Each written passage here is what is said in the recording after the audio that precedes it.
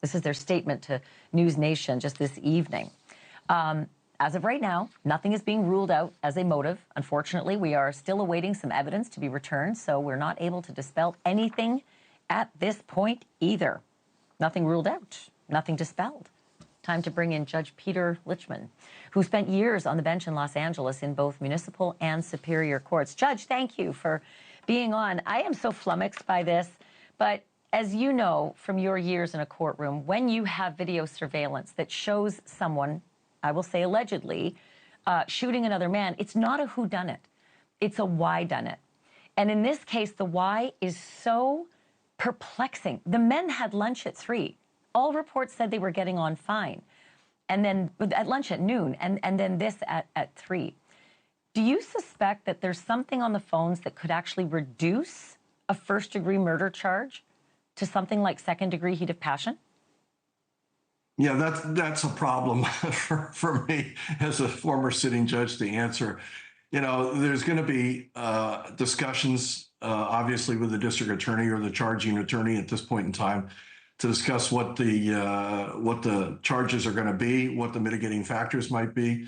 Also, I am positive that the counsel for the sheriff is also probably in discussions or will be in discussions with the district attorney as to any mitigating factors or what he might be contributing in terms of the charges. But right now, it's dicey for a former sitting judge to comment on that. The sheriff has entered a not guilty plea. He's entitled to the presumption of innocence, and that's going to have to be where it stands right now. So I can't opine on that. Yeah. Just like every other person, and now he is formally a citizen. He is not a sheriff as of tonight. Weird that he had to resign, but that's just the way the county has things organized. He either had to resign or they had to, take action against him. So he did it. Do you expect, though, that given the circumstances, that it's just everyone was there. It's on video. That this is just sort of ripe for a plea bargain instead of a trial? I look, as far as what the sheriff did in terms of resigning right away, I think that saved the county or the district a lot of time and effort because of the presumption of innocence. At that point in time, if he doesn't resign, you're going to have an issue as to do you put him on administrative leave until this thing could be worked out or whatever their particular mechanism is or would have been to try and terminate his services. Thankfully, the sheriff resigned and saved the county or district or municipality a lot of grief and headache.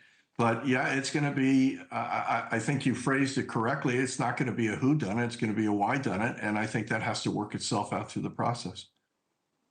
It just feels like it's ripe for a plea deal. Can I just ask you a point of order here, and that is, he's resigned. Does that mean that he's still eligible for, his pension, or in a circumstance like this, would the county just say, we're not paying you while you're an inmate? I can't speak to what goes on in Kentucky, but I'll tell you this situation has come up more often than you could even imagine. There was a judge many, many years ago, a federal district court judge in Nevada, who was convicted and sentenced. And the Senate had to actually formally impeach that judge in order to stop the compensation from being sent to him. And that took a long time, so compensation was being received. There are provisions.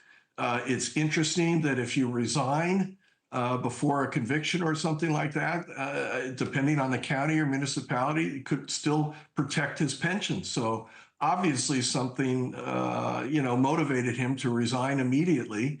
And there may be a provision in there that protects his pension of some nature. I have no idea what that municipality or district or that particular area dictates. I can tell you that many a situation like that has occurred, they immediately move to modify that situation so that if there's a charging allegation, it puts the pension at issue. So I'm pretty curious. Sure. It's another mystery, yet to be solved, but certainly not the biggest one. Judge Peter Lichtman, I always love talking to you. Thank you for doing this. I look forward to our next time. Thanks for watching. Go to joinnn.com to find NewsNation on your screen. And don't forget to click the red subscribe button below to get more of NewsNation's fact-driven, unbiased coverage.